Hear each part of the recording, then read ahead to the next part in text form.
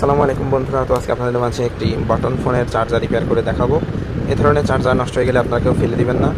দেখতে পাচ্ছেন এটা একটি সিম্বা কোম্পানির 5 ভোল্ট 500 মিলি অ্যাম্পিয়ারের চার্জার। তো চলুন চার্জারটি খুলে দেখি। আমরা এই ধরনের টুলস দিয়ে চার্জারটি খুলে নিব সাবধানে। তো চার্জারটি আমরা খুলে নিচ্ছি। দেখতে পাচ্ছেন চার্জারটির অবস্থা, কোথাও কোনো পোড়া বা ফেটে যাওয়া, কোনো ড্যামেজ, কোনো পার্টস দেখা যাচ্ছে না। কিন্তু জাস্ট এখানে যে ফিউজ পুড়ে গেছে সেটা দেখা যাচ্ছে যে আমাদের ফিউজ পুড়ে গেছে। ফিউজ যেহেতু পুড়ে গেছে সেহেতু আরও অন্যান্য কম্পোনেন্ট নিয়েই নষ্ট হয়েছে। চলুন আমরা মাল্টিমিটার দিয়ে চেক করি। মাল্টিমিটারের আমরা এই যে কন্টিনিউটি মোডে এখন চেক দিব। প্রথমে আমাদের ফিউজের পরে আছে আমাদের যে ব্রিজ ডায়োডটি আমরা চেক দিব। তো দেখতে পাচ্ছেন ডায়োডের আউটপুট শর্ট দেখাচ্ছে এবং ইনপুট দুইটাই শর্ট। তো আমাদের ব্রিজ ডায়োড শর্ট দেখাচ্ছে।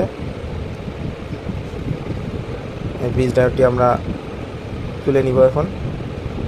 সোল্ডারিং আমরা পেস্ট ইউজ করছি ডায়োডটি তোলার জন্য। তো আপনারা রজন ইউজ করতে পারেন। তো আমি মোবাইল সার্ভিসিংয়ের যে পেস্ট পাওয়া যায় ওই ধরনের পেস্ট ইউজ করলাম। তো আমি এখন সাবধানতার সাথে ডায়োডটি তুলে নিব যেন প্রিন্ট থাকে। তো আমি এই যে ডায়োডটি তুলে নিলাম, আমাদের ব্রিজ ডায়োড।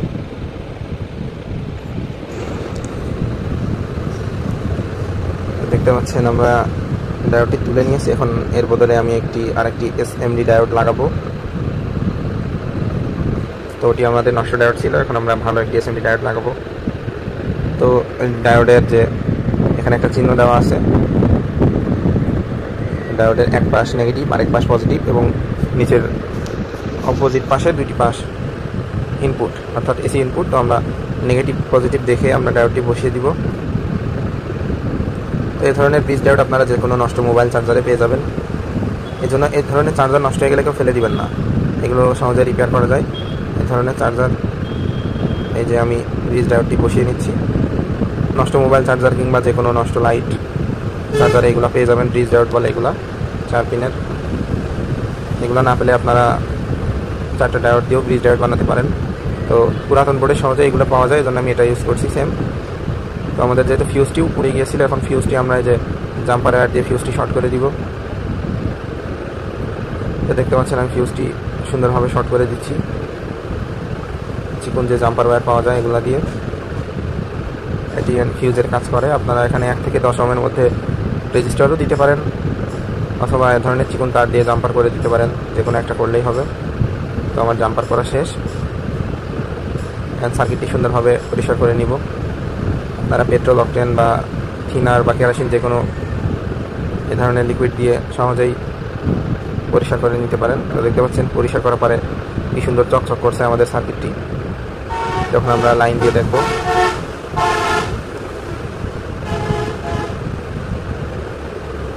আমরা এখন কন্টিনিউটি মোডে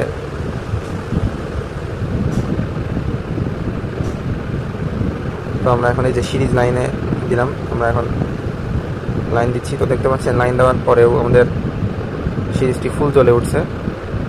যেহেতু সিরিজ জ্বলছে তার মানে আমাদের ব্রিজ ডায়োডের পরেও কোনো শর্ট আছে। আমরা দেখতে পাচ্ছি এই সাইডে শর্ট নাই আউটপুটে, অর্থাৎ ব্রিজ ডায়োডের আউটপুটে একদম ফুল শর্ট দেখাচ্ছে একদম। তো আমার সন্দেহ হচ্ছে যে ক্যাপাসিটর, তো এই ক্যাপাসিটর আমরা তুলব। ক্যাপাসিটরের কারণে আমরা হাই ভোল্টেজ ঢুকে অনেক সময় এই ক্যাপাসিটরগুলো শর্ট হয়ে যায়, অনেক সময় ফুলে যায়। তো এই ক্যাপাসিটর তুলে নিব। এই ক্যাপাসিটরটি তুলে নিলাম। দেখতে পাচ্ছেন এটি 400 ভোল্ট 2.2 মাইক্রোফ্যারাডের এটি একটি ক্যাপাসিটর। এটি আমরা মেপে দেখব কন্টিনিউটি মোডে শর্ট কিনা। দেখতে পাচ্ছেন বন্ধুরা এটি একদম ফুল শর্ট। এটি একটি high voltage capacitor, but high voltage ঢুকে একদম ফুল শর্ট হয়ে গেছে। তো আমাদের ক্যাপাসিটরটি শর্ট থাকায় সিরিজ লাইনে দিলে সিরিজ বাদি জ্বলে উঠছিল। তো এটার বদলে আমরা এখন ইউজ করব এই ধরনের ক্যাপাসিটর 400 ভোল্ট 4.7 মাইক্রোফ্যারাড এই ক্যাপাসিটর ইউজ করব। তো এই ক্যাপাসিটরটি আমরা এখন ওইটার বদলে বসিয়ে দিব প্লাস মাইনাস দেখে। তো এই ধরনের ক্যাপাসিটর লাইন দেওয়ার সময় অবশ্যই আপনারা প্লাস মাইনাস দেখে কানেকশন দিবে, না হলে এই ক্যাপাসিটরটি ব্লাস্ট হয়ে যাওয়ার সম্ভাবনা থাকে। উল্টা কানেকশন দিলে ব্লাস্ট হয়ে যাবে, এগুলা ফেটে যাবে। তো আপনারা সবসময় এগুলো যেহেতু পোলারাইজড ক্যাপাসিটর, সেই জন্য সবসময় পোলারিটি মেনটেন করে আপনারা চার্জারের এই ক্যাপাসিটরগুলো লাগাবেন। তো আমি একটু পেস্ট দিয়ে নিচ্ছি যেন সুন্দরভাবে সোল্ডার হয়। দেখতে পাচ্ছেন সোল্ডারটি সুন্দর করার জন্য, স্মুথ করার জন্য আমরা পেস্ট ইউজ করছি। তো আপনারা এই ধরনের পেস্ট অথবা রজন ইউজ করতে পারেন, যার কাছে যেটি আছে সেগুলো ইউজ করতে পারেন। সুন্দরভাবে ইউজ করছি আমরা, এটি দেখতে পাচ্ছেন। আমাদের ক্যাপাসিটরটি লাগানো কমপ্লিট। ক্যাপাসিটরটি লাগিয়ে আমরা সার্কিটটি এখন সুন্দরভাবে পরিষ্কার করে নিব। আমি থিনার ইউজ করছি পরিষ্কারের জন্য। তো আপনারা এভাবে সার্কিটটি সুন্দরভাবে পরিষ্কার করে নেবেন।